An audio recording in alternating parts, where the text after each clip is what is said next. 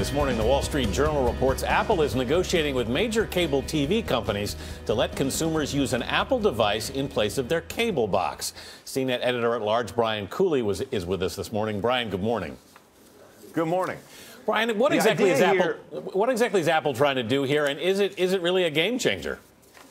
It could be. Now, here's the minimum idea I think they have in mind is take the current Apple TV box, which is basically an internet streaming box, and also lets you download internet video of major shows, and then add a cable box to it, kind of a mashup, if you will. That, to me, is kind of the minimum of this vision. I think the bigger idea is for them to take their box and turn it into one that gets everything via the internet. So it would be streaming all those channels you get on cable right now, which includes several holy grails: local news, live sports, and all those things that you currently don't or can't legally get as an internet stream or download.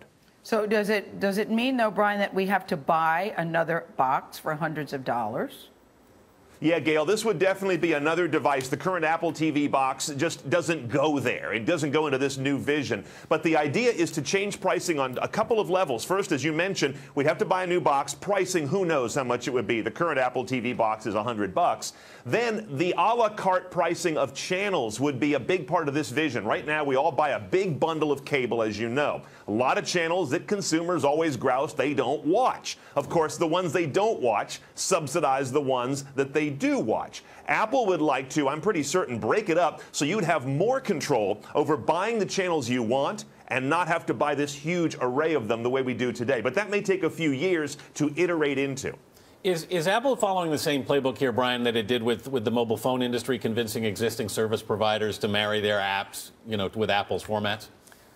Yeah, this is all about talking to the cable companies and then, most importantly, to what we call the rights holders, the big studios and broadcast networks and cable networks who actually produce and own the shows that people care about the most. They hold the keys to the kingdom. The cable guys hold the keys to current distribution. Those are both key parts at this point that Apple has to go talk to both of them. But this is really more about deals, in my mind, than it is about the technology in the new box. They could do that today. Cutting a new deal that allows all that broadcast content to be distributed in different, on-demand, a la carte choice ways, that's the real revolution here. So does the cable industry appear to be receptive?